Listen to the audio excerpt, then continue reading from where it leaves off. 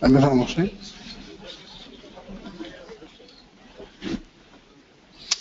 Bueno, vamos a empezar ya. Hola a todos, bienvenidos. Gracias por estar aquí en esta reunión de socios de enero, la primera del año. Feliz año a todos. Ya sé que es 28 de enero, pero bueno, nunca es tarde. Y bueno, os voy a contar de qué vamos a hablar. ¿De qué vamos a hablar hoy? Vale, como siempre me presento para los que no me conozcan. Mi nombre es Jesús Vázquez. En cuanto a mi formación, soy licenciado en informática por la UPM, soy MBA por el IDCSEN, tengo un máster en dirección de proyectos por la Universidad de Alcalá de Henares y soy PMP por el PMI. Y colaboro en el capítulo en la posición de vicepresidente primero. Trabajo en el área de TI desde hace ya unos cuantos años. En estos momentos estoy también con una iniciativa de un e-commerce y soy socio director en Vías 21. Y quien quiera saber más de mí, pues tiene mi perfil profesional en LinkedIn. La otra persona que está colaborando hoy aquí es Francisco Astudillo, que se encuentra aquí en primera fila y que está a los mandos de la parte de webinar. Es quien controla que las personas conectadas en modo webinar, que ahora mismo hay más de 100, y que seguro irá aumentando hasta cerca de 200, pues puedan recibir lo que aquí estamos contando. Francisco es doctor en Ingeniería en Informática, es máster en Project Management y es PMP por el PMI. Y también es miembro de la Junta Directiva, es vocal. Trabaja impartiendo formación en cursos de dirección de proyectos y también tiene su perfil accesible en LinkedIn para aquellos de vosotros que queráis saber más de él. Bueno, comento la agenda. Estamos en la fase de presentación. Hoy contamos con Francisco Ortiz de Obregón y nos va a hablar de las best practices en un proyecto Smart Grid. Y en una segunda ponencia contaremos con Alberto Novillo y con Bosco López García, de Microsoft, ambos, y nos hablarán acerca de cómo usar las herramientas de Microsoft en la nube. Por último, tendremos un apartado para ver un poco las cifras. Bueno, vamos ya con el primero de los ponentes, que es Francisco Ortiz de Obregón. Francisco es ingeniero de telecomunicaciones, MBA, PMP y responsable del producto Smart Grid en Iberdrola, Ingeniería y Construcción. Y nos va a hablar de las best practices en un proyecto Smart Grid. Os voy a dejar en sus manos. Francisco, cógete si acaso el micro.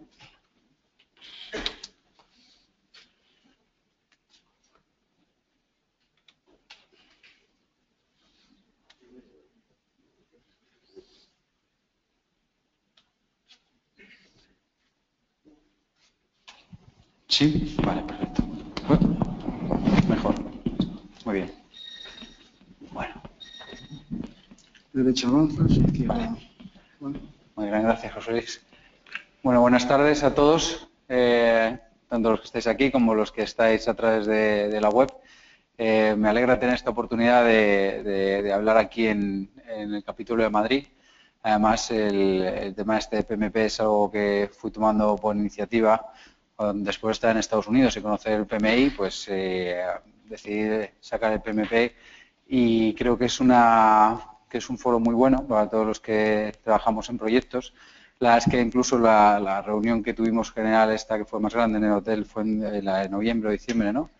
Me pareció muy interesante y estas charlas, cuando vengo, me parecen muy interesantes, así que espero sobre todo poder estar al nivel y que lo que os pueda contar hoy os interese, os guste.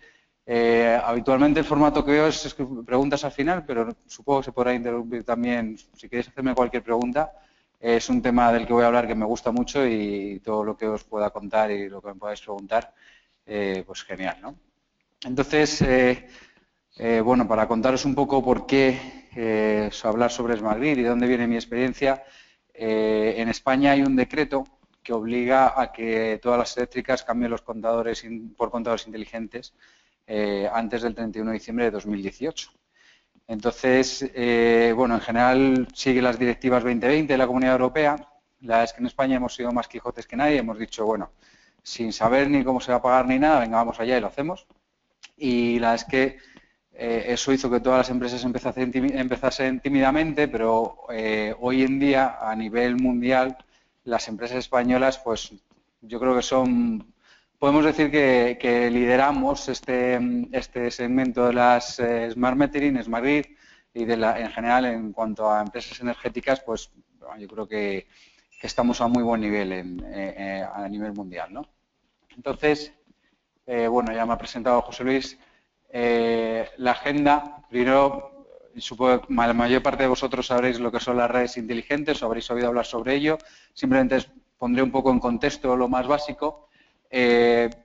También, pues un poco, ¿qué es esto? ¿Es una evolución de lo que ya había, de los negocios como estaban, o es realmente tan revolucionario como algunos quieren decir? Pero está a medio camino entre ambas cosas, ¿no? Y vamos a ver cómo se afronta un proyecto, porque son proyectos gigantescos. Pues el nuestro concretamente empezó en 2007, yo creo que en 2018 no vamos a terminar. Esto ya es un proceso que va a ir evolucionando la empresa durante mucho tiempo.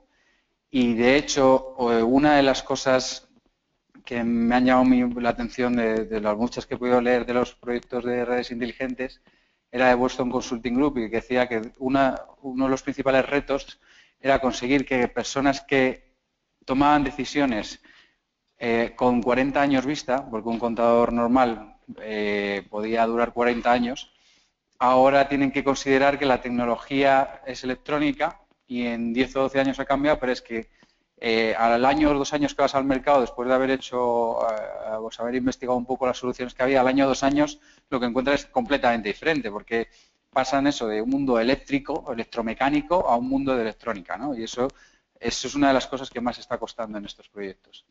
Y luego 4 o 5 poquitas cosas, un poco habría mucho y hay muchísima literatura y se dan muchísimas conferencias y hay muchas reuniones, pero los 4 o 5 principales cosas que ahora mismo están siempre encima de la mesa, ¿no? A la hora de afrontar este tipo de proyectos. ¿Qué decisiones, las 4 o 5 decisiones más importantes?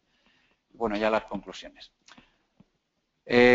Como digo, la mayor parte supongo que conoceréis bien cómo es todo el entorno eléctrico y demás, pero solo por dar una explicación muy rápida.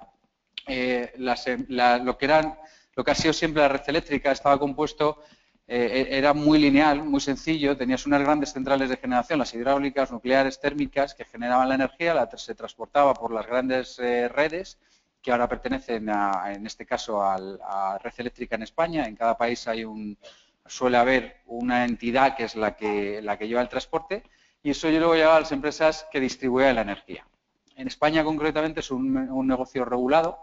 Conoceréis a las 5 más importantes, pues que son Endesa, Iberdrola, Gas Natural Fenosa, Hidrocantábrico, que pertenece a EDP, y Viesgo, que pertenece a E.ON, pero en realidad hay 200 empresas de distribución.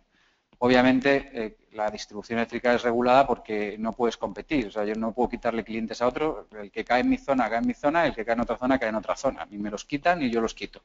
La única forma de ser mejor o de tener más dinero es siendo más eficiente operativamente, ¿no?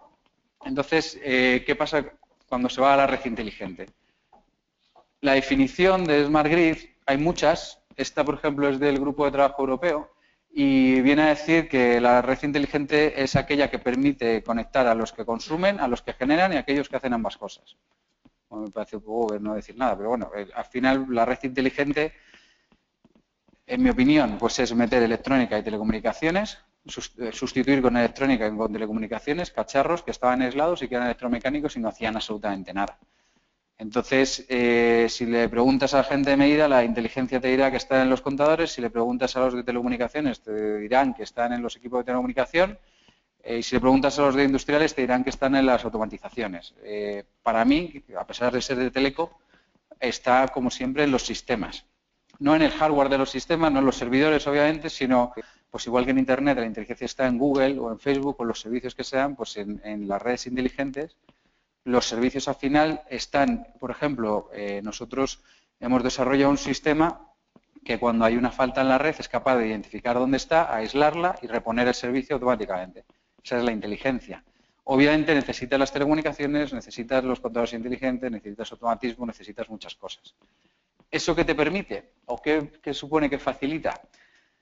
Lo primero, poder integrar en sitios donde no están pensados para que estén conectadas ciertas cosas, poder integrar esas ciertas cosas. Por ejemplo, la generación renovable o, por ejemplo, los coches eléctricos y también poder integrar toda la información de contadores inteligentes y hacer otros servicios, ¿no? Más avanzados energéticos enfocados a optimizar el consumo y la distribución de la energía. Entonces, la topología, como veis, cambia de un modelo completamente estructurado a un modelo en el que tienes diferentes, o sea, aquí, por ejemplo, pues tenemos generación en el mar, tenemos una planta de generación grande, pero también tenemos generación en las casas. Todo el modelo, como si dijésemos, se emborrona y se mezcla, ¿no?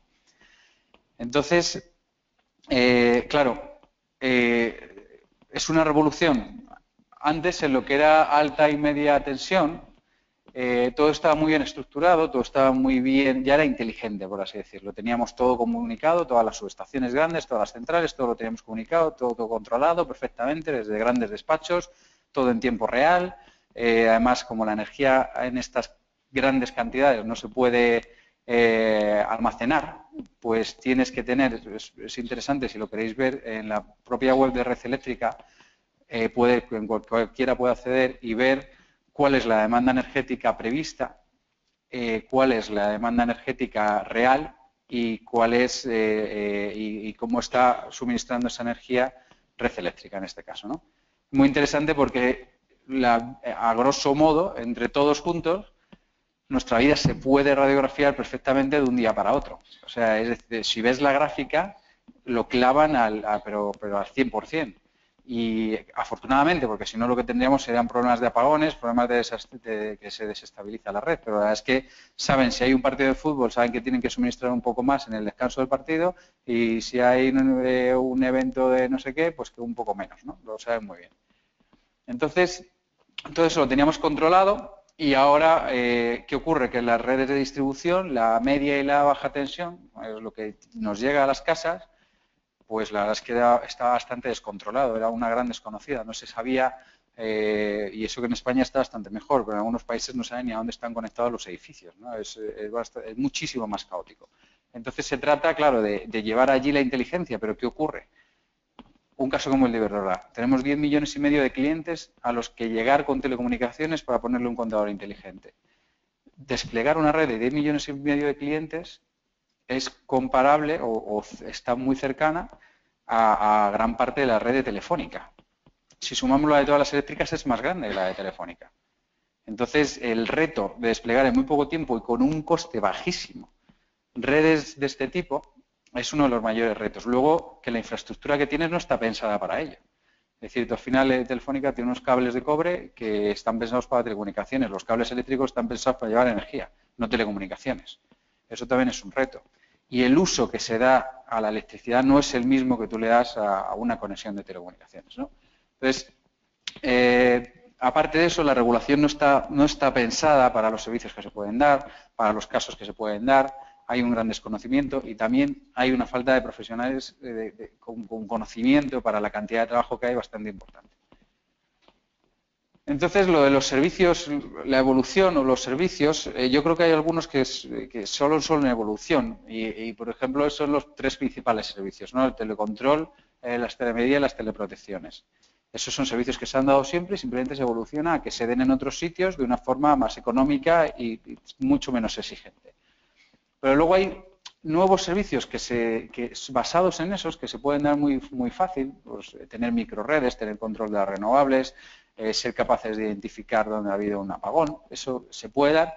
Y luego hay servicios nuevos que de momento se están probando, tecnológicamente son viables, en la mayor parte de los casos no hay regulación para ello, pero que se están investigando, ¿no? Pues, por ejemplo, no sé si los conocéis, ¿no? Pero algunos de los que hay, el tema de la gestión de la demanda, que es uno de los que más se habla, pues realmente el gran problema que tiene la energía o la electricidad en todo el mundo es que el consumo sigue una gráfica con un gran valle, nuevamente un gran valle o dos como mucho, y un par de grandes picos. Los valles obviamente son por la noche, cuando nadie está consumiendo energía, y los picos son a la hora de comer y sobre todo a la hora de cenar. Y en algunos sitios, en algunos países, eso es realmente un problema, porque no son capaces de abastecer a los picos. Y claro, el tema de ese parámetro de consumo, de esa forma, de esa gráfica, es que es como si tú tuvieses una fábrica de tornillos que necesitas sacar durante 1 hora al día 5 millones de tornillos y el resto del día necesitas sacar 500.000 tornillos. Es absolutamente ineficiente y no se soluciona poniendo más líneas cuando tienes más demanda. Lo que se soluciona es decir, voy a mover parte de ese consumo de pico a las zonas de valle. Entonces, para eso hay dos vertientes. Lo que se llama el Customer Engagement, que es conseguir que el cliente por sí mismo decida pasar ese consumo, y eso cómo lo consigues, pues con tarifas, con información, con ese tipo de cosas, ¿no? Sobre todo informándole y con diferentes tarifas para que diga, oye, si voy a esta hora, me pongo la lavadora a esta hora, es mejor que si la pongo a la hora de pico, que la energía es mucho más cara. Eso en España ya se ha dado un paso muy importante, y es porque ahora mismo cualquiera de vosotros que tenga un contador inteligente puede ver la tarificación que hay en el mercado, que es un mercado horario, en la página de Red Eléctrica, y puede pedir a la empresa comercializadora que le aplique esa tarificación o que le aplique ese parámetro. Entonces, hay horas que es más barato el mercado eléctrico, y si tú consumes a de esas horas, pues te va a salir más barata en general la tarifa.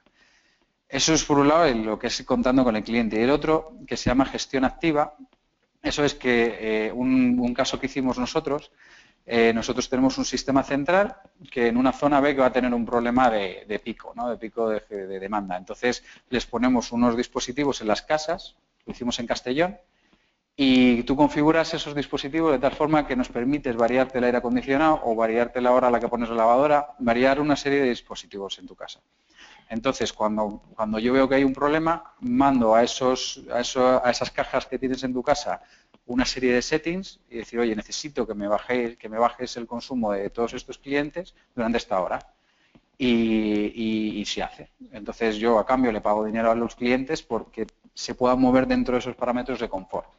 Es la gestión activa. Ahora mismo en España el gran problema de eso es que tampoco hay una regulación clara ni un modelo de negocio claro para poder hacer ese tipo de cosas.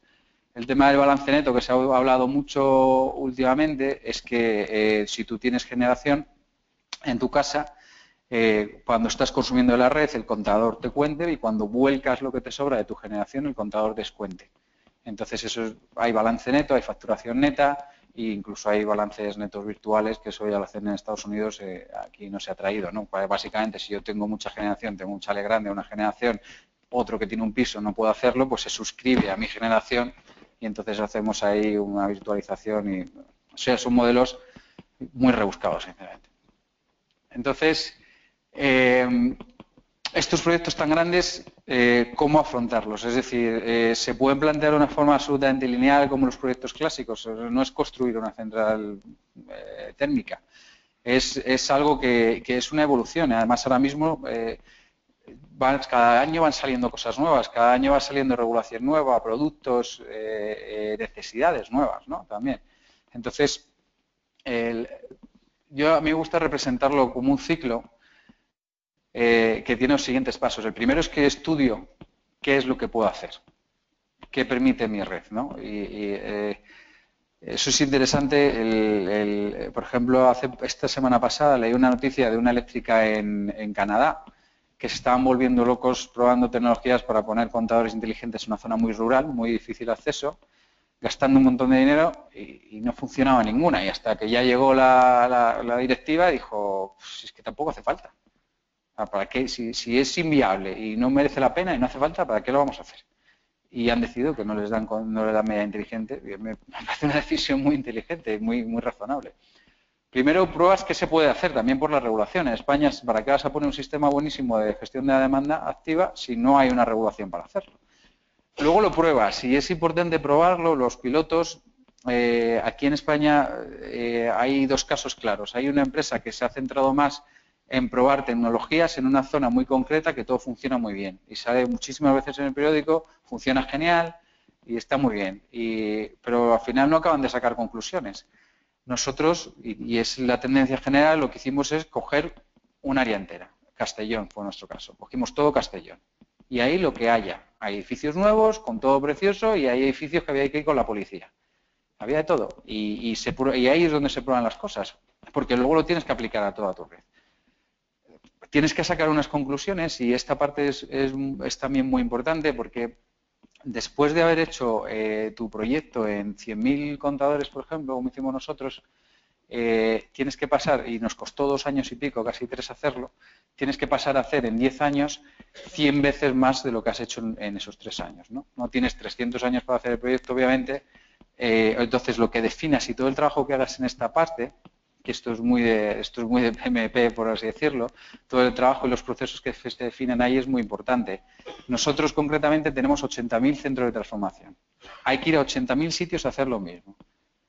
Si te equivocas en un 20% de los casos, se te convierten en 96.000 en vez de en 80.000. Entonces hay que afinar, hay que repetir, hay que afinar muy bien los procedimientos, los procesos, estandarizar muy bien, enseñar, hacer mucha formación, enseñar bien a la gente antes de empezar a correr. Luego ya, una vez que has hecho eso, pues ahora estamos poniendo 60.000 contadores a la semana y creo que son 300 centros de transformación a la semana. Es un ritmo muy, muy alto. Luego ya ejecutas el proyecto grande y empiezas a dar los servicios, ¿no? ¿Por qué pongo que es un proyecto cíclico? Porque al principio se empiezan a dar los servicios básicos, lo que hemos dicho que es una evolución. Dentro de un par de años, pues cuando haya, o dentro de 5 o 6 años, cuando realmente haya demanda de vehículos eléctricos, pues tenemos un proyecto de movilidad que estamos en piloto, fase de piloto. Va en otra fase diferente que el de medida. El de medida está en servicio, el otro va en pilotaje. Entonces, eso es lo importante. Al final, el centro de todo esto son los servicios que yo voy a dar. ¿Por qué es los servicios? Porque los servicios realmente es lo que conecta con el cliente. Al final, yo lo que necesito es desarrollar lo que conecta con el cliente. Y sobre todo en la energía, si pensamos qué le demandamos a una empresa eléctrica, lo primero que demos al interruptor y me funcione la luz. Y que cuanto más tiempo esté disponible y que no haya indisponibilidad. En España tenemos alrededor de 1 hora de indisponibilidad al año por cliente, una media. Pero hay países en los que tienen, por ejemplo en Líbano, creo que tienen 5 horas de disponibilidad al día. Al día, o sea, tienen disponibilidad brutal. Entonces, lo primero que demandamos es que, pues efectivamente, la energía es una commodity y necesitamos que esté ahí siempre, ¿no? Aparte de eso, luego que pedimos, pues que tenga información, que sea lo más eficiente posible, y si luego ya además la empresa eléctrica puede ser, se puede implicar con el medio ambiente y todo esto, pues muchísimo mejor, ¿no? Pero lo primero es que haya energía. Entonces, para estos servicios, ¿quiénes están? Lo primero que hay que saber es el papel que juega cada uno. Muy importante, toda la parte, obviamente, la propia empresa, ¿no? ¿Qué sabe la empresa? La gente que está en la empresa, ¿qué sabe hacer? En algunas, nosotros siempre habíamos mantenido, que costó mucho defenderlo ante los mayores jefes, el conocimiento en la parte de telecomunicaciones, sistemas, todo esto. En otras lo han externalizado todo. Entonces, a la hora de hacer un proyecto como este, es muy difícil liderarlo desde dentro. Tienen que externalizar prácticamente todo el proyecto o empezar a volver a formarse otra vez. Lo siguiente, que es también los activos que tienes, en qué estado están los activos que tienes, o siquiera si conoces el estado en el que están, que muchas veces no se conoce, ¿no? Y luego, por supuesto, ya los demás que actúan dentro de un proyecto. Esto es el regulador que te permite hacer las cosas o no te lo permiten. Y en España, pues lo que os he dicho al principio, ¿no? Hay una regulación que nos obliga a que el 31 de diciembre de 2018 los contadores sean todos contadores inteligentes, los contadores de uso residencial. Y luego los suministradores que tienes en tu país. En muchos países, cuando se están licitando proyectos de redes inteligentes y están yendo los diferentes suministradores, en España hay bastantes suministradores y bastante buenos, una de las cosas que les exigen es que ponga una fábrica en el país. Porque en el país no tienen nada, pero quieren tener conocimiento, lo cual tiene sentido, ¿no? Si voy a hacer algo que lo voy a estar haciendo muchos años y que es esencial para mi país, pues que se sepa hacer aquí. Entonces, lo que es la estructura del proyecto, a mí me gusta explicarlo así, los servicios siguen estando en el centro y hay dos partes en involucrarse en los servicios, la parte de negocio y la parte técnica. La parte de negocio, obviamente, quienes están son todos los diferentes stakeholders que hemos definido y cada uno en el rol, ¿no? Pues el cliente, el suministrador o el regulador y demás. Luego en la parte técnica, más técnica, lo que tengo son los suministradores. Y aquí en la parte técnica me gusta diferenciar tres capas. La capa abajo son todos los dispositivos, la capa intermedia de telecomunicaciones y luego la capa de sistemas. Salvo los big players del mercado, los tíos más importantes del mercado, o sea, los Siemens, los Schneider, Alstom, ABB, que tienen toda la capa, todo esto, pues lo demás están bastante repartidos en diferentes capas, ¿no? Y ahí es donde entra la empresa, o sea, una de las cosas que os comentaré después y que se suele hacer es que suele haber una empresa que es el que se denomina el integrador, ¿no? El que coge cachitos de todo lo que se sabe hacer y al final consigue darle a todo eso una forma conjunta, porque al ser un proyecto tan grande no es sencillo hacerlo. Entonces, el integrador se ocupa, por un lado, de esas 5 cajas que hablamos antes, de viabilidad de proyecto, piloto, el rollout, de preparar el rollout y hacer el rollout y luego dar los servicios, pues se puede encargar de diferentes partes. En la parte de estudio, pues hacer los estudios de análisis y beneficio, ver cuáles son las mejores tecnologías, las regulaciones. Luego en la parte de los proyectos piloto, pues realmente dirigir el proyecto piloto, sacar las licitaciones, evaluarlas. Y luego en la parte de ejecución, pues tomar esa parte de definir la oficina de proyecto. Esto es también un tema interesante, ¿no? La oficina de proyecto, en muchos casos te dicen, bueno, ¿y vosotros qué habéis hecho? ¿Habéis cogido y habéis contratado a muchísima gente para hacer el proyecto? Y nosotros decimos, no, tenemos una oficina de proyecto relativamente pequeña para ser un proyecto de varios miles de millones de euros, de 15 años de duración y que está trabajando toda la empresa en ello.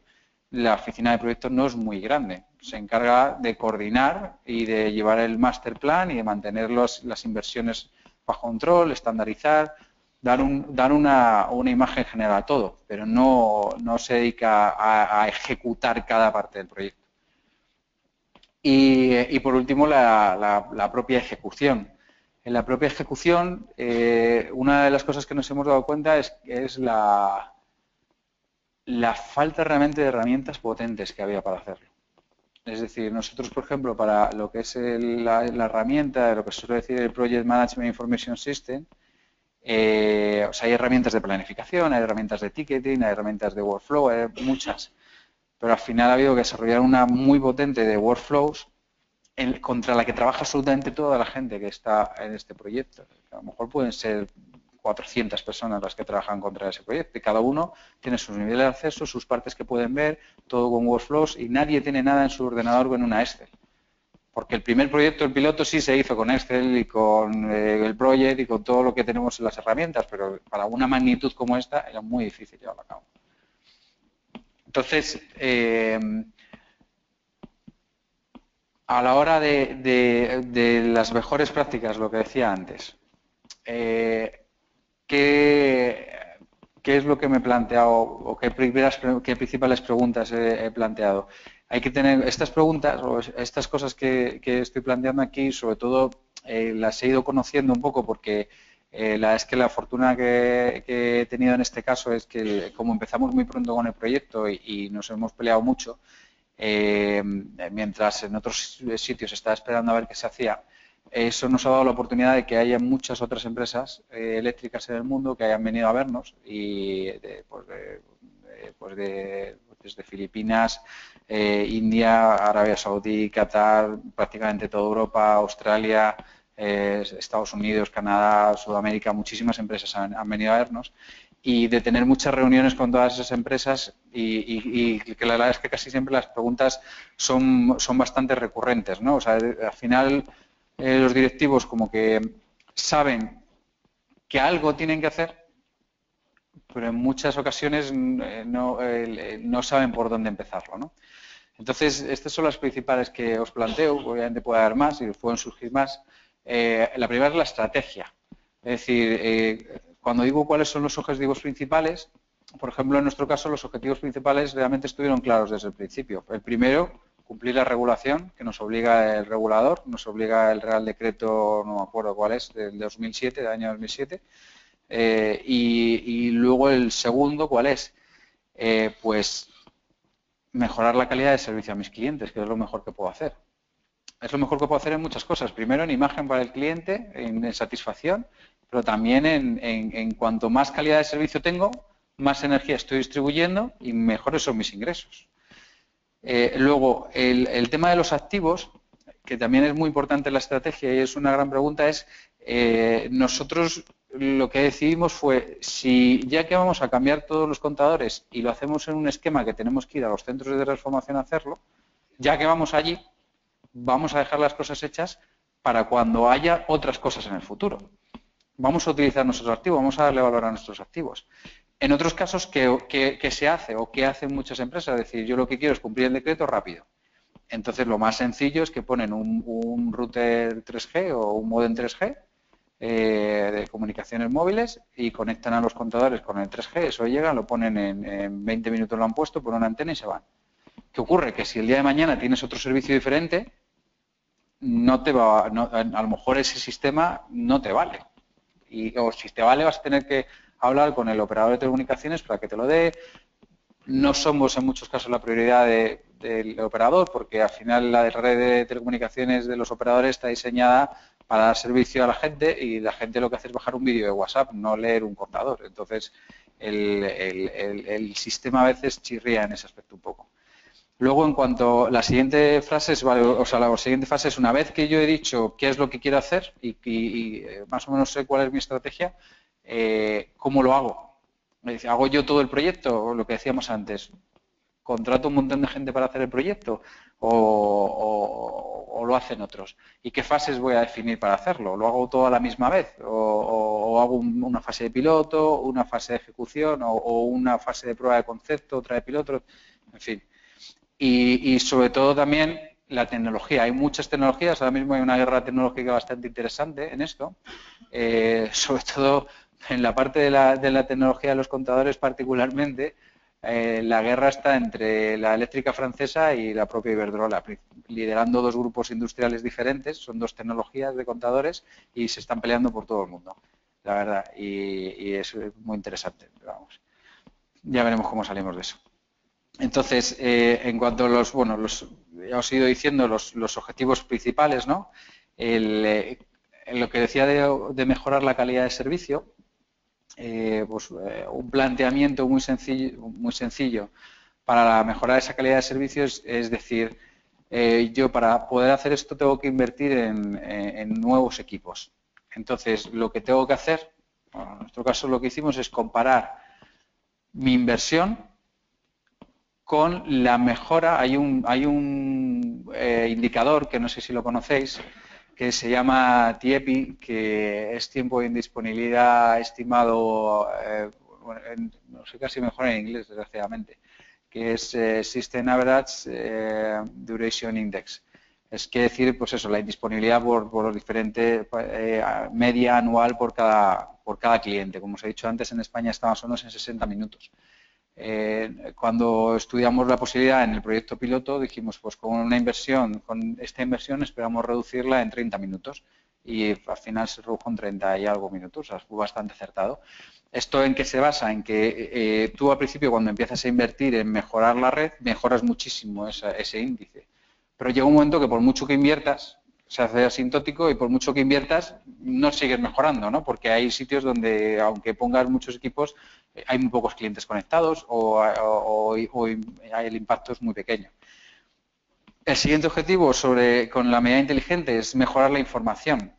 En esto de mejorar la información también hay una guerra, pero esa ya se está prácticamente resolviendo, ¿no? Que es los que defendían las pantallas en casa, lo que se llama el in-home display, las eléctricas que lo defendían a capa y espada y tenías que ponerlo sí o sí, y las que no lo defendíamos, las que decíamos, si tienes un móvil, si tienes aplicaciones, si tienes internet, ¿para qué vas a poner una pantalla en casa? Que yo no sé, pero por ejemplo mis hijos, mira que el mayor tiene 3 años, pero ya le gusta ir con el destornillador a ver qué puede abrir.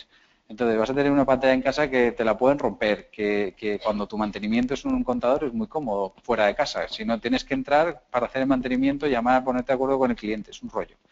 Y se te va a quedar obsoleta en 6 meses. Entonces, los ingleses, por ejemplo, lo exigían. Y ahora ya yo creo que lo van a acabar quitando, ¿no? El tema del home display. Al final damos la información por aplicaciones móviles, que es mucho más cómodo, o por la página web.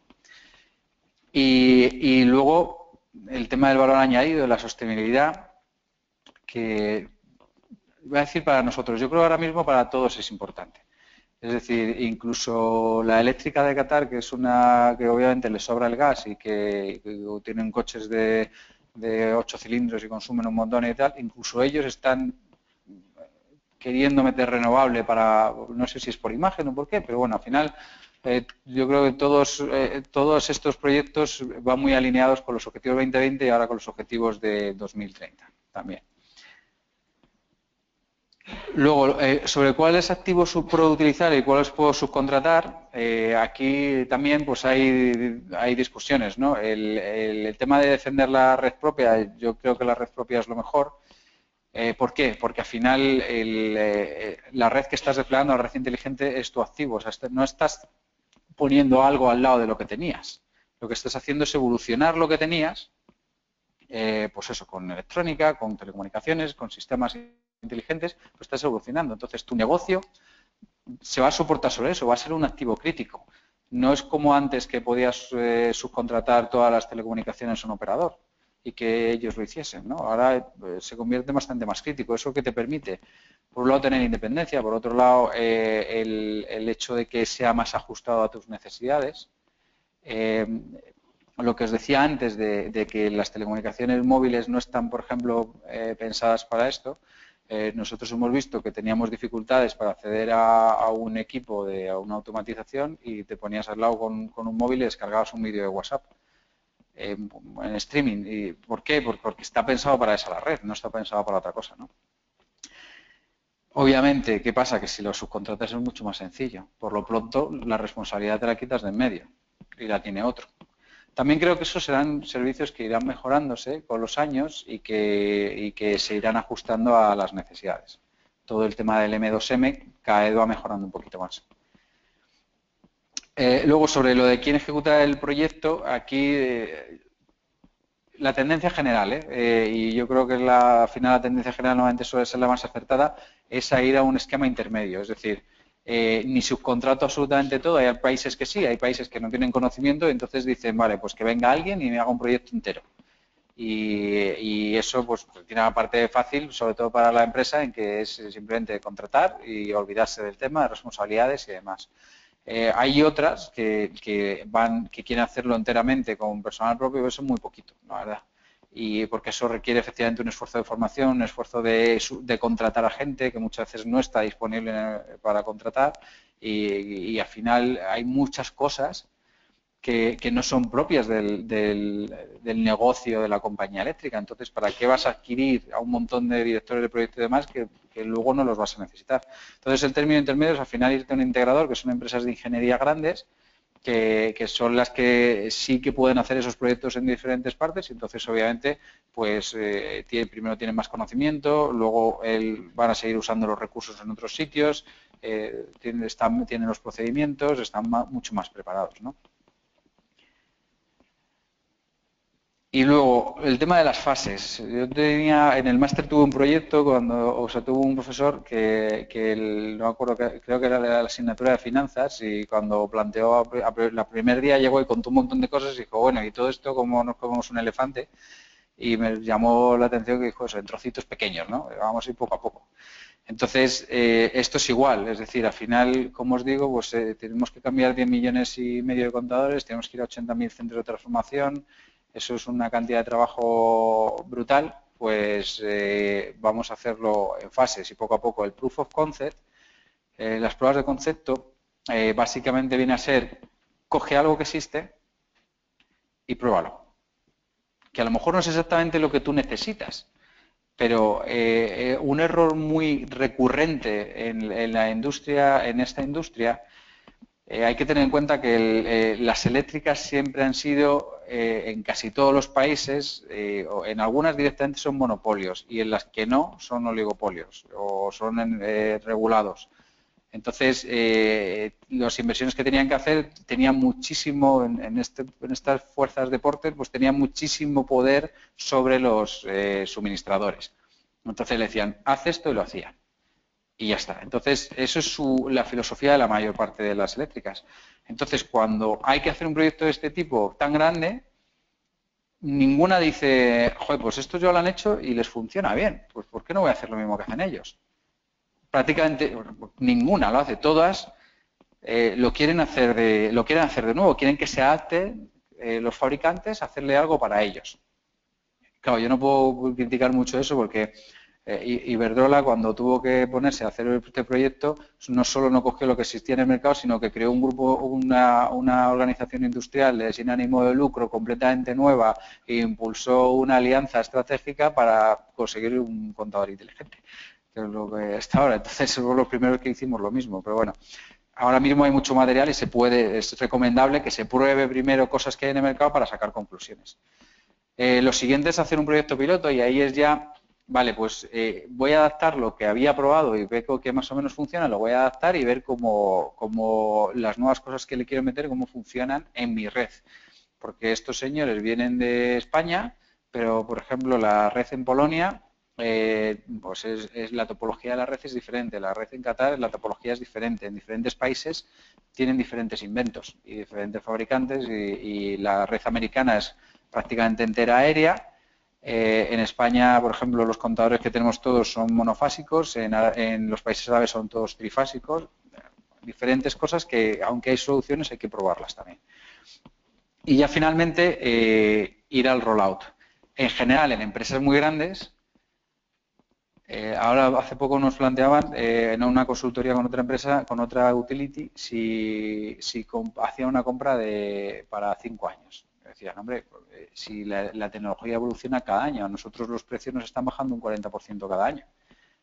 Salir cada año a comprar, o sea, no vas a salir cada mes porque es un proceso bastante caro, bastante grande, con muchas explicaciones, metes a la gente de compras, es mucho dinero, pero hombre, 5 años no, porque está evolucionando tanto las cosas que en un año nosotros mismos, los contadores que estamos poniendo ahora, son mucho mejores que los de 2007. Cuando hagamos el proyecto seguramente empezaremos otra vez a cambiar, porque además al ser elementos electrónicos el tiempo de vida es mucho más pequeño. Y entonces, la importancia que tiene hacer un proyecto piloto de estos, ¿por qué es? Por varias cosas. La primera, en cuanto a evaluar la capacidad propia que tienes. Ahí te vas a dar cuenta en diferentes regiones, que eso también es importante, sobre todo cuando son empresas a nivel nacional, no tiene nada que ver la disposición y el conocimiento que pueden tener en una región con el que pueden tener en otra. Y si están preparados o no. Hay muchas veces que está todo tan centralizado que los de las regiones limítrofes lo único que saben es ir a campo y cambiar algo. Entonces, eso lo tienes que evaluar también. Si tienes los procesos adecuados para hacerlo y las herramientas adecuadas. También tienes que evaluar si en tu país hay la gente adecuada para hacer las cosas. Que en algunos casos eso es un hándicap muy grande. En países árabes, por ejemplo, tienen mucho dinero, pero no tienen profesionales con la cualificación para hacer las cosas. Claro, yo siempre digo, no es lo mismo, tienes el dinero para comprarte el iPhone, pero no tienes el dinero para aprender a desarrollarlo, porque necesitarías muchos años y una cultura de desarrollo, ¿no?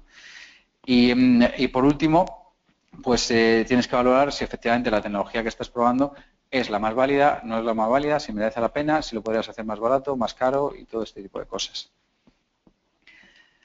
Entonces, teniendo en cuenta lo de la solución tecnológica,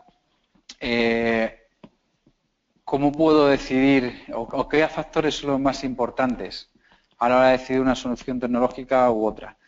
Yo siempre defiendo que en esta guerra tecnológica que os contaba que hay entre la empresa francesa y las españolas por unas tecnologías diferentes de contadores, el análisis que hago, lo saqué un poco inspirado en el tema PMI y PMP, es el triple constraint, el de alcance, el schedule, cost y el scope, ¿no? Que tienes que tener una tecnología que sea capaz de equilibrar los 3 puntos y hacerlos viables. Entonces, en ese aspecto, tienes que tener en cuenta pues, que la tecnología que uses sea capaz de cubrir el 90 y muchos % de tu alcance. Es decir, que no te sirva solo para un trocito, sino que te sirva como uso general, porque luego tendrás que hacer procedimientos, tendrás que aprender a hacer mantenimiento de todos estos equipos. Las escalas de compra son muy importantes, obviamente. Si compras 3 millones de contadores al mismo fabricante del mismo tipo, te lo van a dejar muchísimo más barato que si vas comprando 50.000 a uno, 50.000 a otro, de un tipo, de otro, y luego el control de stock y el mantenimiento va a ser mucho más sencillo. Obviamente van a estar en un entorno muy duro. En España, en general, es un entorno bastante duro, porque hay mucho contraste frío-calor, pero hay países en los que, por ejemplo, los países árabes, ya el problema no son los 70 grados de temperatura que te piden que aguanten cuando están al sol en una caja y tal, sino el polvo. Es que allí, o sea, la protección IP, la industria de la protección, tiene que ser altísima porque es que abres cualquier sitio, está lleno del polvillo, es una arena tan fina que se mete en todas partes. Pero luego también necesitas que las tecnologías y las soluciones que pongan sean muy escalables, que puedan evolucionar y que al evolucionar no tengas que tirar lo anterior que tenías. Esto, por ejemplo, en el caso de los contadores inteligentes es especialmente importante, ¿no? Porque como al final lo que se tiene que convertir un contador inteligente es en un cacharro que llegas y lo pones. No en un cacharro que para ponerlo tienes que configurarlo, tienes que ver dónde, tienes que ver si los de alrededor son compatibles. No, porque vas a cambiar mucho, o sea, cada 12 o 15 años tienes que cambiarlos. Entonces eso significa estar cambiando pues cerca de 1 millón al año. Son muchos, como para tener unos procesos muy complejos, ¿no? Y luego, efectivamente, tener un modelo de negocio que sea factible. En cuanto al modelo de negocio factible, aparte de que el regulador te permita dar los servicios, es importante que si merece la pena o no. Lo que contaba antes de Canadá, que decidieron al final no ponerle los contadores a la gente, le estaba saliendo por un dineral. Hay muchas cosas en el business as usual de las eléctricas que era muy barato. Hay elementos, sin embargo, ahora intentan venderte elementos muy buenos. Hay unos elementos que se llaman electrónica de potencia que se ponen en las redes y sirven para poder conectar generadores o motores y demás, y que hacen, por así decirlo, de colchón. Son elementos muy interesantes y funcionan muy bien, los hemos probado, pero son carísimos. Entonces dices que no me merece la pena, me merece la pena poner un transformador más grande y que se trague todo lo que entre y ya está. Entonces, bueno, como conclusiones, el mayor reto, el primer punto digo, el mayor reto, las dimensiones. Como he dicho varias veces durante la presentación, estamos hablando de un proyecto de miles de millones durante muchos años en los que estás transformando una empresa que era absolutamente una roca, que venía haciendo el mismo negocio durante 100 años y la estás transformando el día a día de todas las personas que están trabajando en ella, que tienen que acostumbrarse a que las cosas cambian rápido, que estamos en otro momento, ¿no?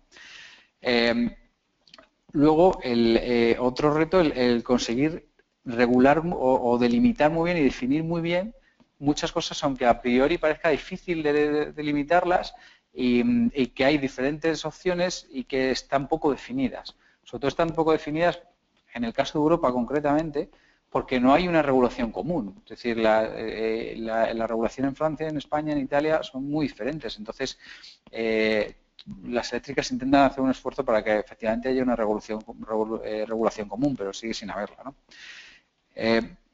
Luego, también, desde el principio, muy importante, ¿qué servicios quiero dar? En muchos casos, eso es por donde no han empezado todavía. No tienen claro. El tema de la medida inteligente prácticamente lo tienen claro en todos sitios. Pero, mira, por ejemplo, donde se hizo muy bien fue en Estados Unidos. En Estados Unidos la Casa Blanca preguntó a las eléctricas, oye, ¿qué hacemos? ¿Obligamos a poner medida inteligente? Y lo que dijeron es, no. Nosotros porque yo al final quiero vender energía. Nosotros con el usuario normal no tenemos problemas. Lo que hablaba antes de las energías de pico. No tenemos problema. Podemos poner un sistema de tarifas en el que hasta cierto consumo lo facilitamos. Luego hay otra franja en que lo ponemos un poco más difícil y los que nos dan problemas son la gente que tiene el casoplón, con un montón de luces, con un montón de televisiones, con la piscina, con no sé qué. Esa gente nos mete problemas. Pues a esa le metemos un precio altísimo para que incentivarles a que pongan autogeneración, para que digan, no, por este precio me merece la pena ponerme placas fotovoltaicas y yo genero. Entonces en Estados Unidos es curioso porque fue el único país en el que lo que es el balance neto, es decir, el facilitar la autogeneración, apareció antes en todos los estados que la medida inteligente. Luego se dieron cuenta que con las distancias que hay, pues también tiene sentido poner medida inteligente, ¿no? Pero primero fue eso. Y por último, pues el modelo de desarrollo del proyecto, de decir, voy a abrir un modelo que tenga un equilibrio correcto entre lo que voy a hacer, porque yo soy capaz de hacerlo y además mantengo el conocimiento y consigo más conocimiento, y lo que voy a tener que pedir ayuda para que me hagan otros, ¿no? Entonces esto es lo que os quería contar. Nada.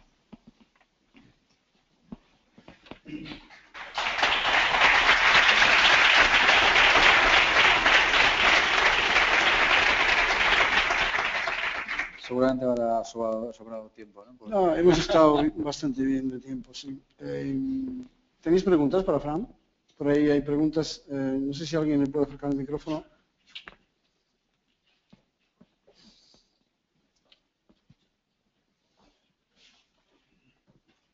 Hola, buenas tardes. La verdad que está muy interesante la explicación. Quería comentar una cosa. Cuando has hablado al principio del problema de las comunicaciones sobre el tema de la red eléctrica, no sé si quizá, bueno, supongo que la habréis considerado, pero en Estados Unidos, por ejemplo, se utiliza mucho la tecnología PLC, es decir, o sea, Internet sobre la propia red eléctrica.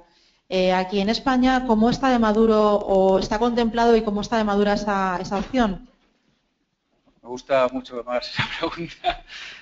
Pues precisamente es que nosotros somos los mayores defensores de esa tecnología y nos ha costado mucho defenderla. Esta organización o alianza industrial que te he hecho es para los contadores inteligentes, los nuestros y en España todos, porque prácticamente todos utilizan esta tecnología que impulsamos nosotros en 2007, es PLC. PLC en línea de baja tensión. O sea, nosotros teníamos experiencia cuando el año 2000 y poco de poner PLC de banda ancha hasta el cliente, pero no éramos competitivos pues, con los operadores de telecomunicaciones. Tenemos esa experiencia y gracias a eso pues impulsamos lo que se llama Next Generation en medida inteligente.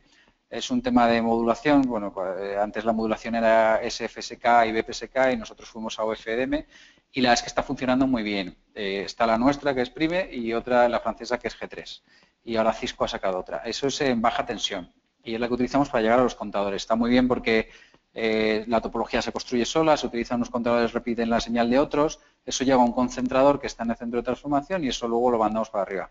Desde el centro de transformación también usamos PLC, pero en media tensión y de banda ancha. Y el otro es de 128 kbps por segundo y el de banda ancha de 10 megabits por segundo. Y ese es muy diferente porque tienes que tienes que hacer un descargo en el centro, tienes que poner una serie de acopladores y es mucho más caro. Y la dificultad que tiene esa tecnología, que la han probado muchas eléctricas y han fallado, es que si no la diseñas muy bien, funciona muy mal. Entonces tienes que hacer una tarea de ingeniería y diseño previa, que hemos incluso tenido que desarrollar un programa para que haga el diseño, para que funcione realmente bien. Pero una vez que le has hecho eso, a nosotros nos funciona muy bien. De hecho, tenemos ya 12.000 enlaces BPL en nuestra red y ponemos unos 100 nuevos cada semana.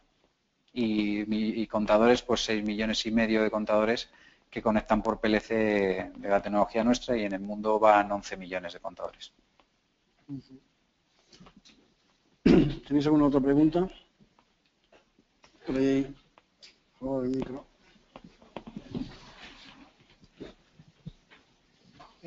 Tengo una curiosidad también un poco técnica. Cuando vosotros montáis contadores, entiendo que vosotros habéis hecho el estudio de compatibilidad tecnológica con lo que es vuestra red y con lo que son vuestros sistemas. pero lo mismo que ahora tú con el teléfono, con tu red de comunicaciones te puedes cambiar de operador, entiendo que también en un futuro podrás cambiar fácilmente de una compañía eléctrica a otra y ese contador debería ser compatible. En distribución no puedes, en España, porque es un mercado regulado. O sea, en España, tal y como funciona, tu contrato de la energía lo tienes con la comercializadora. Yo, por ejemplo, mi zona donde yo vivo es Unión Fenosa. Yo, obviamente, mi contrato de la luz lo tengo con Iberdrola. Pero si yo tengo un problema en el contador, a quien tengo que llamar es a Unión Fenosa. Y no puedes cambiarlo porque las redes eléctricas están ahí y nadie construye una red eléctrica en paralelo para quitar a un cliente porque no merece la pena. Entonces, en España y en prácticamente todos los países, quien está al cargo de estos desarrollos son las distribuidoras, porque son las que tienen las redes y las que llegan. El único país que obviamente no ha seguido lo mismo que todo el mundo y lo ha hecho diferente es el Reino Unido, que lo ha hecho al revés, y son las comercializadoras, lo que tú has dicho, pues las comercializadoras lo que te pone el contador inteligente. ¿Cuál es el resultado? Pues que hicieron muy buenas especificaciones en 2011 y todavía no han sido capaces de empezar el proyecto, porque hay sitios, o sea, llegas a las casas individuales muy bien, la comercializadora te pone el contador con una red inalámbrica y llega, pero a los edificios grandes no llegan con las redes inalámbricas. Telefónica ganó 2 de las 3 zonas que había en Reino Unido y el año pasado hizo una maniobra muy buena y lo vendió. Lo vendió a Arquiva o alguien así lo vendió. Gracias. ¿Más preguntas? ¿Tenéis alguna otra pregunta? No, si no hay más preguntas, seguimos. Venga, gracias.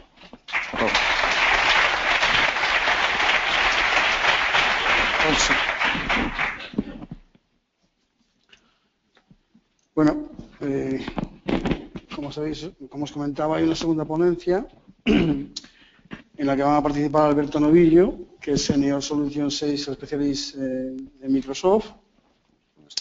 También está con nosotros Bosco López García, que es Product Marketing Manager de Project y Visio, y ambos nos van a hablar de cómo utilizar las herramientas de Microsoft para controlar el negocio en la nube.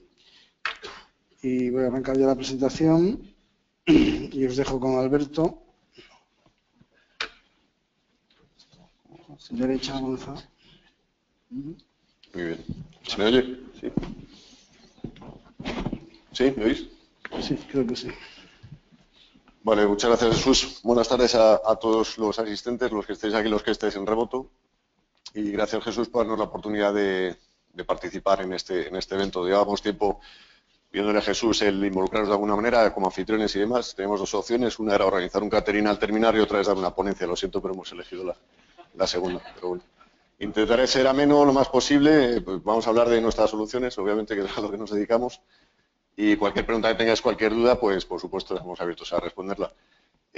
Voy a empezar por el final y es invitaros a todo lo que os voy a contar, que voy a pasar muy a alto nivel, invitaros a conocerlo a fondo, vais a tener nuestro dato de contacto al final, llamarnos sin ningún problema y estaríamos encantados de hacer una sesión con cada uno de vosotros más en detalle.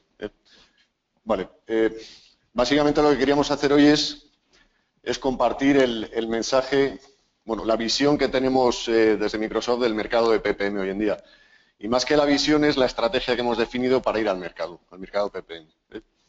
Básicamente se resume en esta frase, podemos decir, ¿vale? Es cómo desplegar un PPM corporativo en las compañías o cómo pasar de las soluciones departamentales a un sistema core de nuestra gestión corporativa. Es decir, extender la gestión del portfolio de proyectos a todas las áreas de la compañía, que no se queden nichos aislados, bien a nivel de proyecto, bien a nivel de departamento, sino que realmente sea lo que hemos dicho en otros foros, el nuevo ERP de las compañías que necesitarían desplegar, ¿vale? Para eso hemos definido este tránsito. Comentaros que, como ya os dijimos, creo, en la otra ponencia, Project vuelve a ser, o se ha decidido que sea un producto estratégico para Microsoft. Project en particular es su despliegue en modo nube, en modo software as a service, en cloud, ¿vale? Yo llevo 7 meses en la compañía. Uno de los motivos de que sea un producto estratégico, una de las consecuencias es mi fichaje. No existía la figura del especialista de ventas de Project hasta hace meses, o existió hace años y se descontinuó.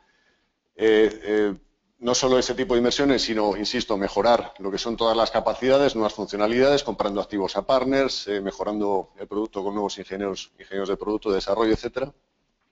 Sobre todo con el objetivo, como os decía, de ir al mercado con un mensaje más estratégico. ¿Por qué es un producto estratégico para Microsoft? Porque es un producto 100% de negocio.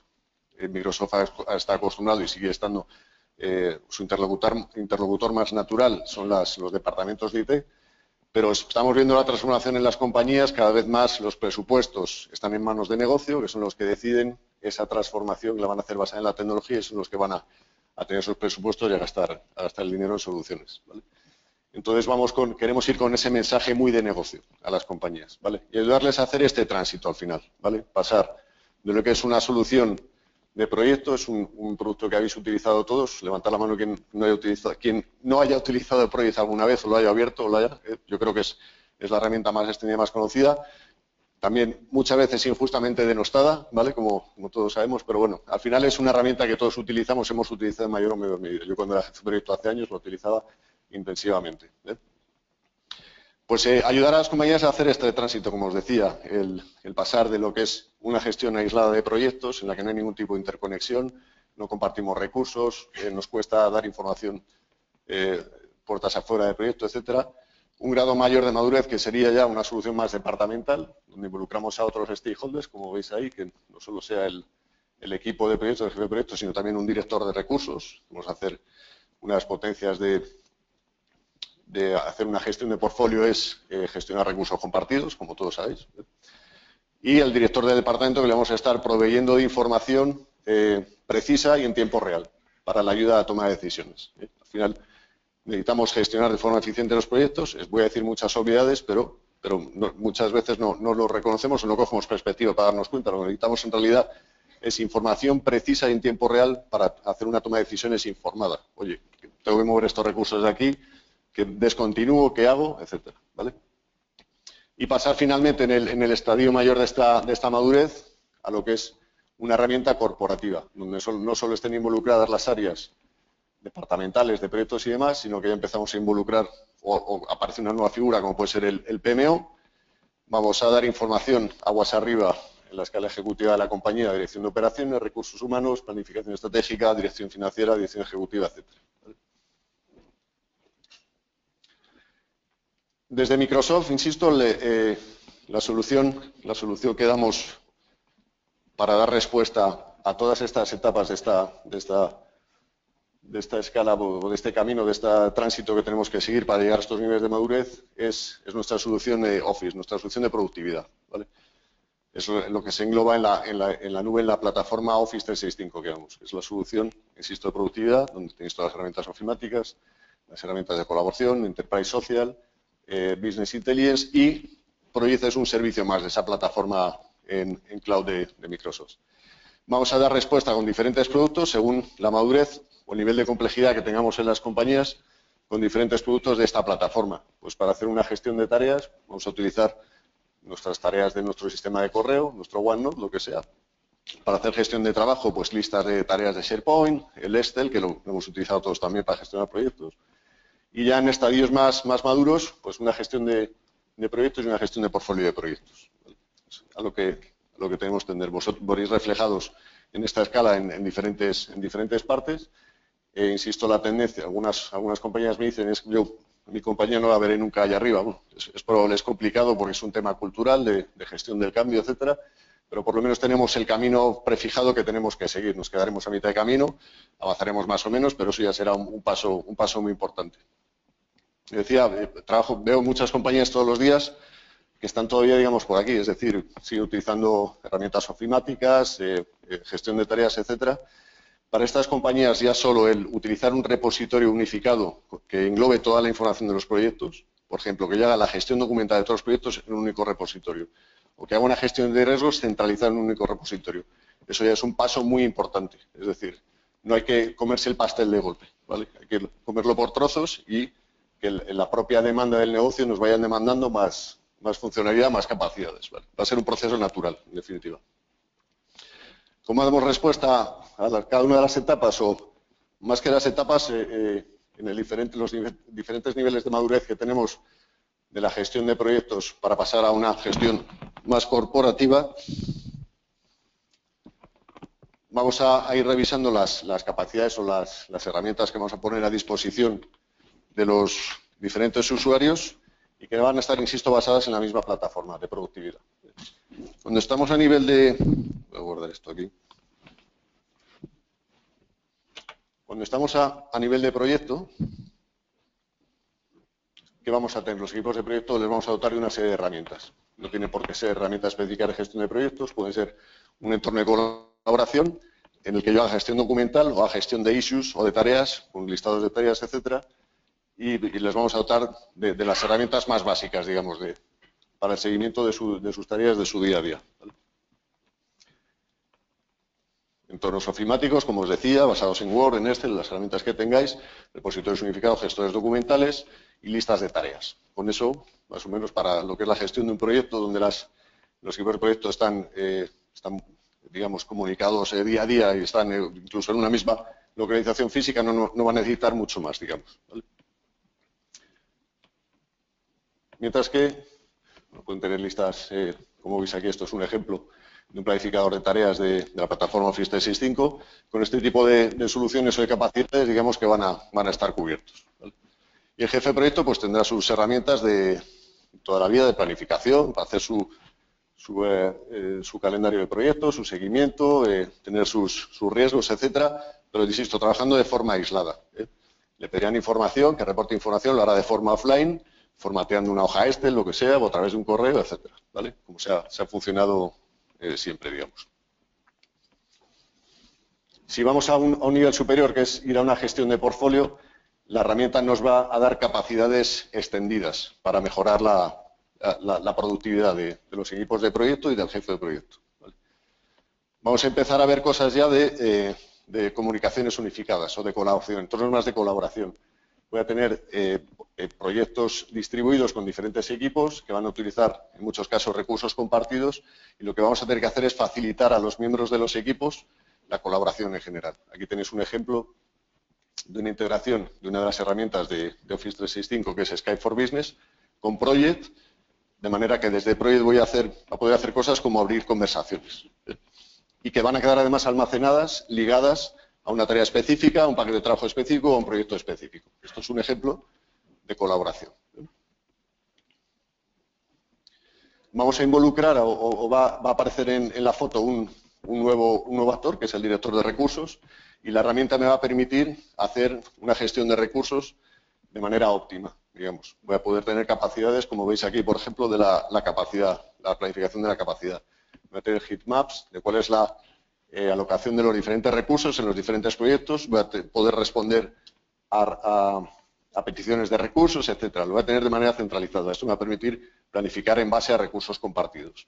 Veis que vamos extendiendo las capacidades de la solución. Todo, insisto, basado en la misma plataforma de as a Service, que es Office 365, y en uno de los servicios que se monta sobre esta plataforma, que es Project Cloud.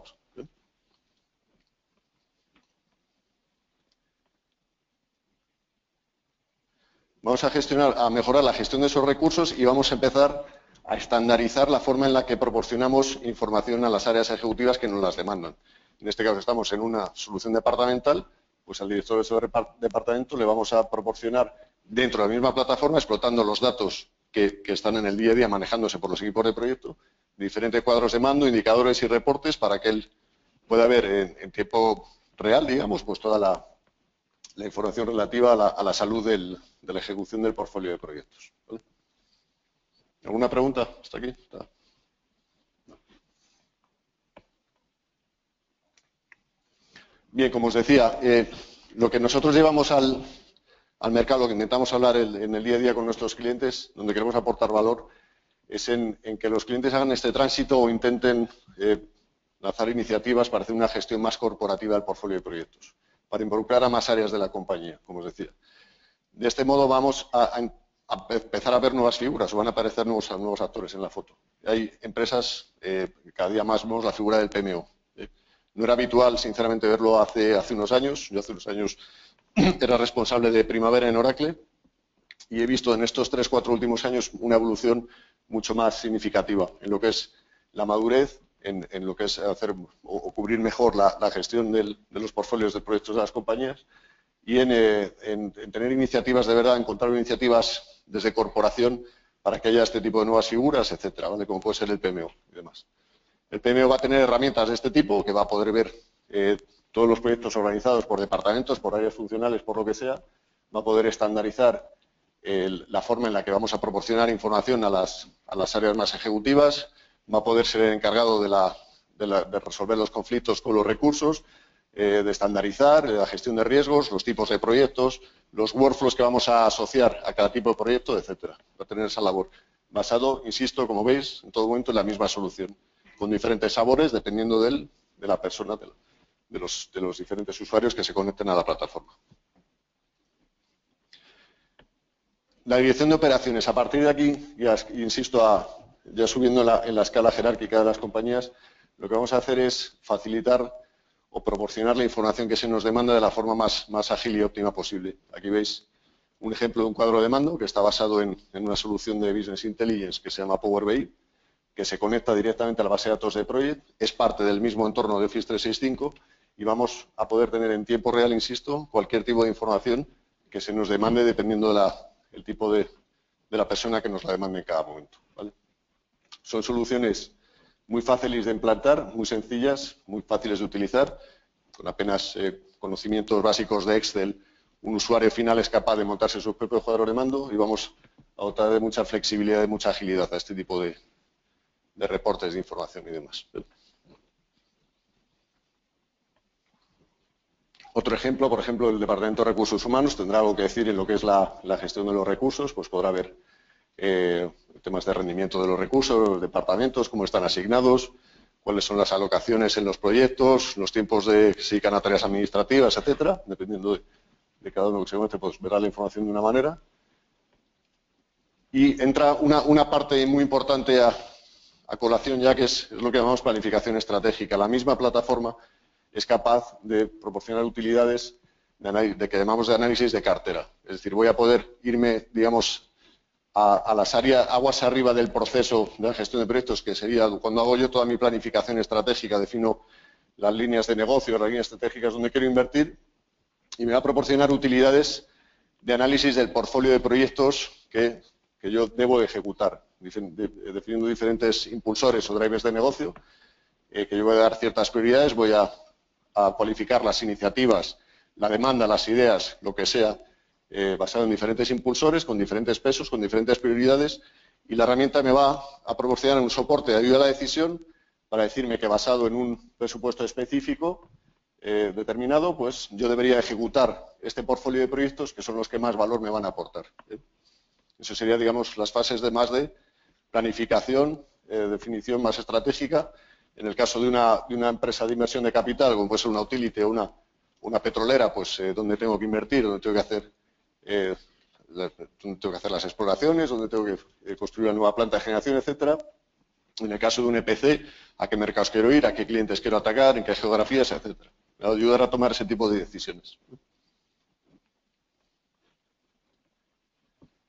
La dirección financiera tendrá sus propios cuadros de mando, todos basados en la misma herramienta de inteligencia de negocio. Y la dirección ejecutiva, pues lo mismo. Al final se trata, insisto, de agilizar lo más posible, basado todo en la misma plataforma, en explotar la misma información, cómo vamos a proveer de información a las diferentes áreas de la compañía que nos la demandan. Todo el mundo va a tener, digamos, su parte o su participación en lo que es la gestión de portfolio de proyectos de forma más corporativa, más extendida dentro de la compañía. He ido un poco rápido, no sé si más o menos os queda claro. Insisto, como hemos ido muy por encima, aquí tenéis la dirección de correo de Bosco y mía. Encantados de ir a contaros esto más en detalle cuando estiméis oportuno y estoy abierto a cualquier pregunta que tengáis ahora o cualquier inquietud. ¿Tenéis alguna pregunta para Alberto? Si no, empiezo yo. Dispara. ¿Tenemos alguna experiencia con estas nuevas herramientas? Pero, bueno, ¿algún cliente con el que se haya hecho? Sí, a ver, esto funcionalmente, mucho seguro que conocéis Project Server, 2010, 2013, etcétera, funcionalmente es similar a lo que tenemos hoy en día en cloud. Sí que es verdad que estratégicamente para Microsoft el producto en cloud tiene más prevalencia que el producto on-premises, vamos a decir. Entonces, todas las nuevas capacidades se están incorporando día a día en la solución en cloud y se irán incorporando o no, dependiendo de la estrategia, en la solución on-premise. Esta solución de Project Cloud la acabamos, por ejemplo, de desplegar en un banco de tamaño medio en España y a nivel europeo, pues puedo poner un ejemplo que es oficial, que es Valeo, el fabricante de componentes de automoción. Ha adoptado este tipo de soluciones también. A nivel local, banco, que no puedo decir el nombre, y estamos trabajando en varias compañías muy importantes en desplegar la solución de gestión de portfolio de proyectos en cloud. ¿Y los clientes, qué están diciendo los clientes al respecto? Los clientes están bastante entusiasmados de la solución en sí, por el rendimiento que da, por las nuevas capacidades que se han integrado y sobre todo porque lo ven como un entorno unificado de productividad, lo que os decía. Vas a tener la gestión de proyectos, pero alrededor vas a tener el resto de herramientas de productividad, vas a tener las comunicaciones unificadas, el Enterprise Social, el Power BI, etcétera, etcétera. ¿Vale? Que es lo que da más potencia a la solución, insisto, sin duda. Vale. Me parece que había una pregunta ahí delante. Si le pasáis el micrófono, por favor. Bueno, ¿hasta qué punto nos permite parametrizar en función de las necesidades de una empresa? Empiezo. Primero, priorización de iniciativas. Ajá. ¿Qué criterios se pueden poner? Los que queramos, Los que vienen queráis. algunos definidos. Segundo, para definir indicadores de gestión de proyectos y de ver cómo está la situación de cada proyecto y unificar por iniciativas o por programas, por portfolio. Puedo definir los que quiera, tengo suficiente capacidad, me viene predefinido. Es bastante flexible, o sea, lo que son impulsores, que es una traducción mala de drivers, impulsores de negocio, puedes definir los tuyos propios, obviamente. Y les puedes dar la prioridad que tú consideres, el peso, etcétera. Eso lo puedes hacer todo. Vale, y puedo de una forma fácil decir, cambia mi prioridad, cambia mi estrategia o en función de mis resultados de negocio. Claro. ¿Y puedo dar un vuelco rápido? Claro, para Project, un proyecto es muchas cosas. Muchas cosas. Es una iniciativa, una idea, una demanda, claro, o un proyecto en ejecución. Claro. Esa lista que hemos visto ahí, Claro, que hacemos análisis de cartera, está contemplando los proyectos que están en ciernes o que están todavía en fase de selección y los proyectos que están en ejecución. Entonces, cuanto más información metas a esos drivers de negocio y mejor es la prioridad e incluso hagas un análisis previo cuantitativo de riesgos que te ayude a definir esas prioridades, pues más información tendrás para que esas conclusiones que te saca la herramienta sean más o menos válidas. Pero lo podrás ejecutar en todo el portfolio en conjunto, que es todo, ideas, demandas, iniciativas y claro, proyectos es que al en final ejecución. tienes que agregar, o sea, y Todo, tienes que tener, claro, para tener una visión. y un seguimiento continuo, aguas arriba, es decir, tienes que hacer una monitorización continua a través de esos cuadros de mando que te digan, oye, sigo en línea con mis objetivos estratégicos que definí en un principio, a mitad de un plan de inversiones me cortan las inversiones, tengo que tomar decisiones de descontinuar proyectos, mover recursos y presupuesto a otros, etcétera. Ahí es donde está la potencia de esta solución, sin duda.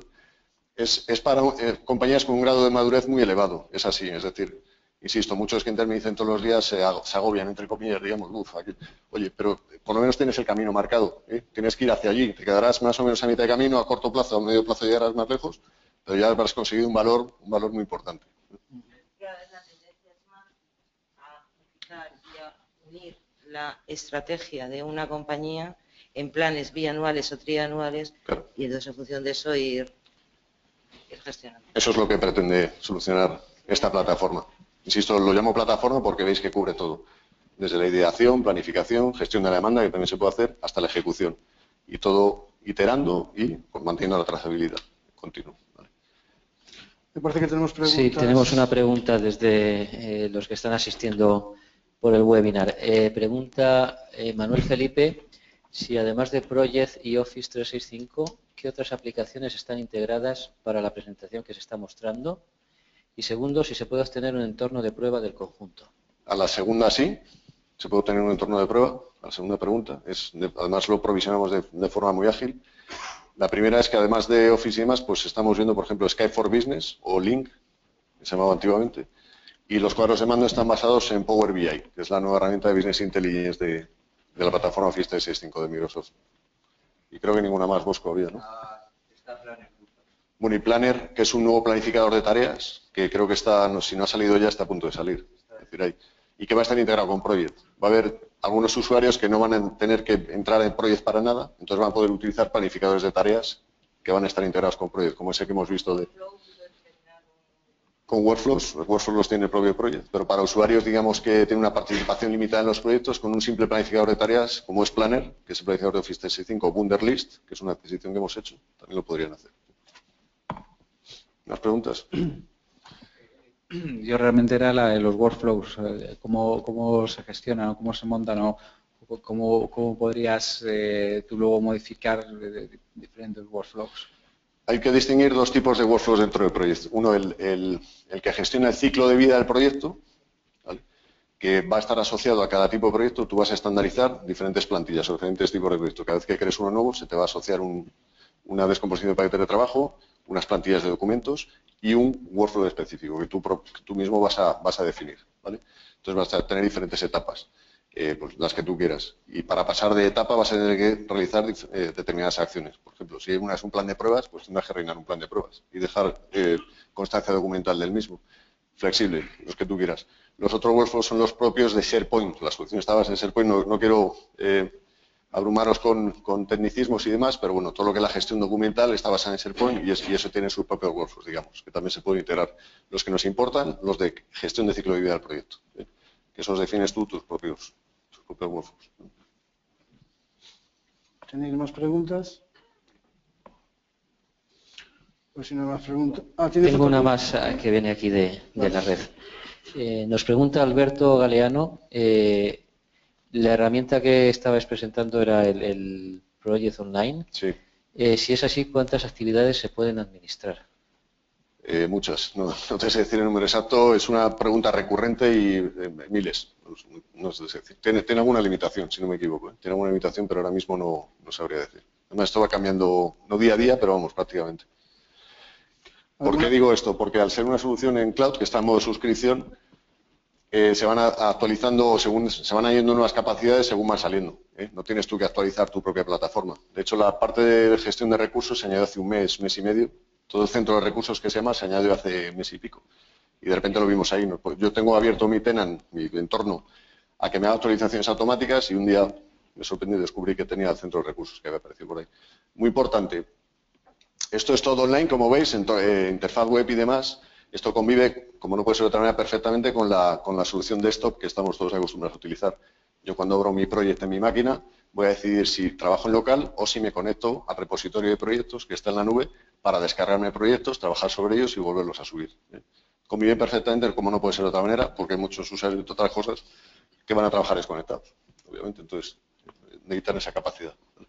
Y porque la solución de desktop siempre va a tener más capacidades de planificación y de gestión de recursos que la solución en web, por temas de rendimiento sobre todo.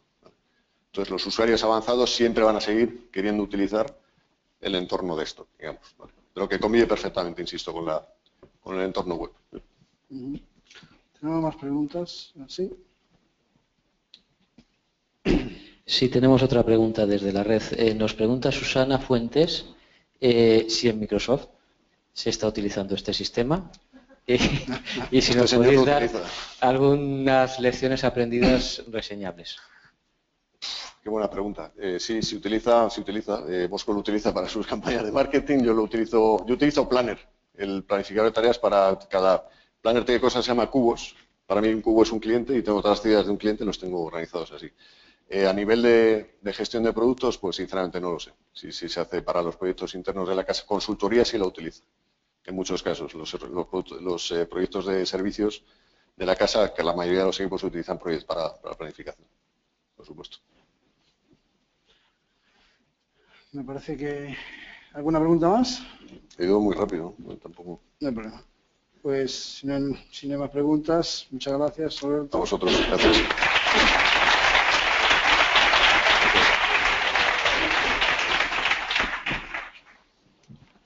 Iba a bromear diciendo que el número de actividades del producto máximo seguro que será alguna potencia de 2. No sabemos muy bien qué es a lo que nos tiene acostumbrados normalmente. Bueno, ahora, aparte de lo que son las ponencias, o también de las ponencias, si tenéis alguna pregunta relacionada con el capítulo, pues yo intentaría responderla. Entramos en la parte de conclusiones. Como siempre, lanzamos el mensaje de que buscamos voluntarios. Estamos arrancando más iniciativas. Dentro de un momento ahondaremos un poco en esto de las iniciativas y hablaremos de alguna en concreto. Miguel nos va a contar una. Pero vamos, el mensaje que yo estoy dando ahora mismo es que buscamos voluntarios, buscamos ponentes para estas ponencias y artículos que queráis publicar tanto en la web como en el boletín que sabéis que emitimos todos los meses. En cuanto a las cifras, no voy a parar mucho en las cifras porque no sabemos qué ha pasado, pero no, el PMI no ha publicado las cifras del mes de este mes, del mes pasado. Lleva un retraso y no sabemos muy bien a qué es debido. Entonces, las cifras que voy a mostrar ahora mismo son de hace tiempo, ya las conté en una presentación anterior y bueno, las reflejo aquí para los nuevos más que nada, pero no voy a parar mucho en ellas. Estos son los patrocinadores, los colaboradores y los capítulos aliados, los logos que veis ahí. Seguimos creciendo en número. Los patrocinios están actualizados y son 26. Hemos crecido alguno con respecto a la última reunión. Felicitamos a los nuevos PMPs. Y bueno, aquí se han inscrito 11 y siempre les pedimos que se pongan en pie. Antes no me lo creían cuando se lo decía aquí a Jesús, que tanto si está en la lista como si no, te tienes que poner en pie. Así que por favor, poneros en pie que vamos a dar un aplauso.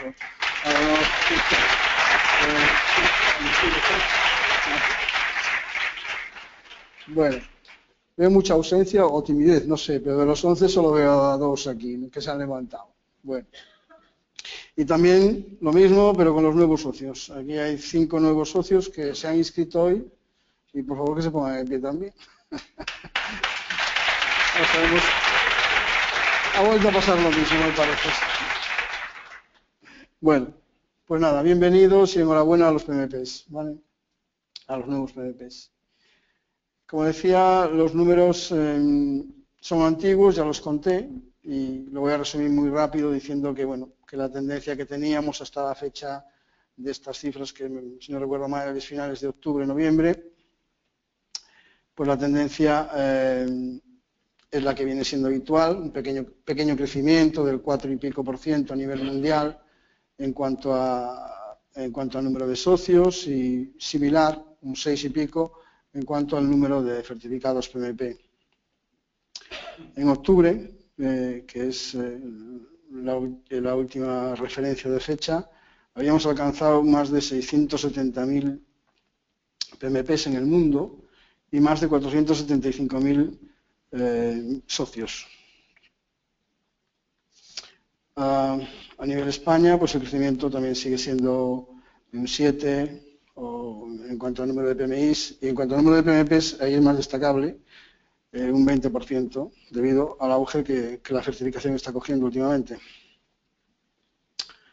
En el capítulo de Madrid, pues similar, lleva un ritmo parecido al de España, crecemos un 5,80% en socios y en PMPs un 10,09%. Como siempre os remito a la web para que estéis al tanto de lo que ocurre en el capítulo. Ahí publicamos los eventos que vamos realizando y los que vamos a realizar. Ahí tenéis información acerca de los webinars y de los distintos eventos que estamos realizando.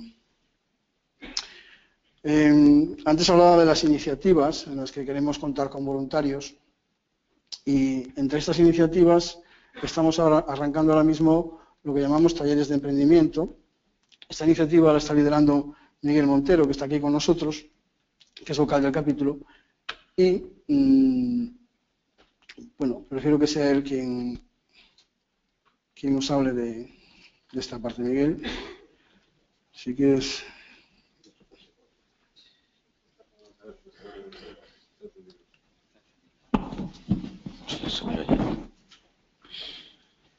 Bueno, pues, ¿me oís? Sí, ¿no?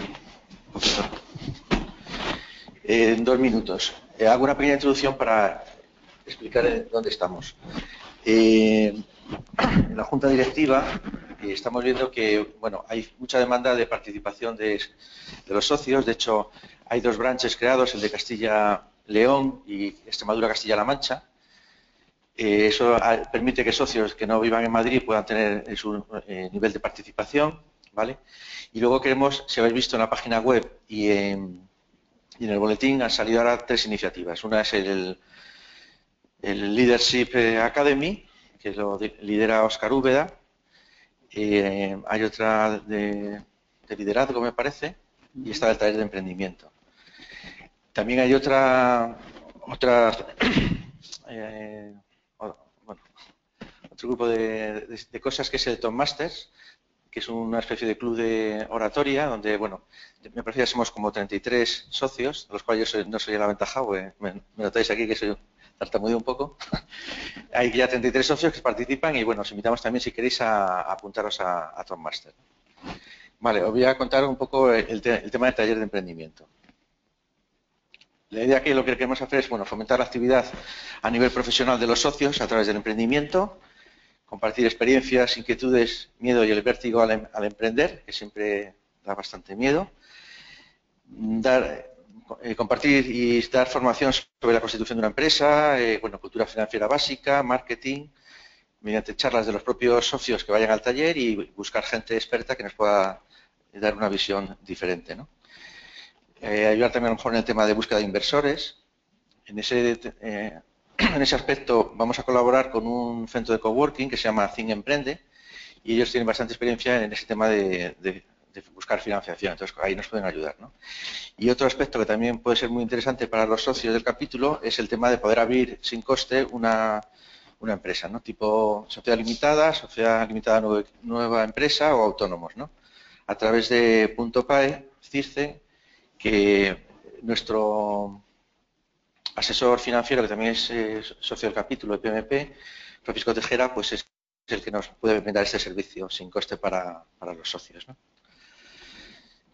¿Cómo queremos hacer esto? Bueno, va a ser en formato taller participativo, ¿no? Esto es una charla de que yo voy hacia allá, bueno, y queremos que la gente participe. Queremos hacer, en principio, una reunión semanal con 4 sesiones, un horario más o menos de 6:30 a 8:30, en el vivero de empresas de Think que os hemos comentado antes, y la idea es empezar ya la segunda semana de febrero, ¿no?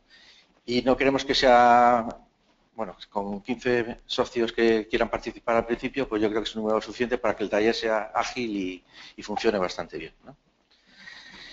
Y otra idea también es, no queremos que sea un taller y nos quedamos aquí y cada uno se va a su casa con lo que haya aprendido, sino que también queremos compartirlo con el resto de la comunidad de socios, ¿no? Y entonces queremos, bueno, hemos puesto ahí el concepto de entregables, ¿no? O sea, de ese taller tiene que salir algún producto. Y en principio, bueno, pueden ser, bueno, crear una especie de base de conocimiento, lo que vayamos aprendiendo, los temas que vayamos tratando, por ejemplo, a lo mejor el tema de financiación o el tema de marketing o de comercio electrónico, cualquier cosa de esas, pues ir creando una especie de base de conocimiento para que el siguiente que venga al taller pueda tener esa información disponible y pueda ayudarle, ¿no? También la idea es publicar esos artículos como conclusiones del taller, en esos aspectos, bueno, pues de comercio electrónico hemos estudiado estas herramientas, hay estas aplicaciones, hemos visto estas lecciones aprendidas y compartirlas también con los socios.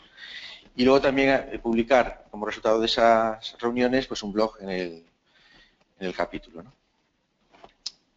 Y bueno, si estáis interesados en esta iniciativa y sobre todo un poco en este aspecto de formato taller donde nos vamos a poner a trabajar, pues nos mandáis un mail al buzón de info@pmi-mediomadrid.org y nos contáis un poco, bueno, vuestros datos de contacto y qué esperáis del taller y qué podéis aportar, ¿no? Porque aquí va a ser un toma y daca, ¿no? A lo mejor tú eres un experto en marketing, pues nos puedes compartir esa información con el resto, ¿no? Y bueno, si queréis un poco más información en directo, pues ahora con el networking que tengamos después de la reunión, pues estamos ahí, tanto Francisco Tejera como yo, pues podemos ayudaros y resolver dudas, ¿vale? Muchísimas gracias. Y si tenéis alguna pregunta, también la podéis hacer ahora, ¿no? Bueno, si no hay más preguntas, muchas gracias, Miguel. Nada.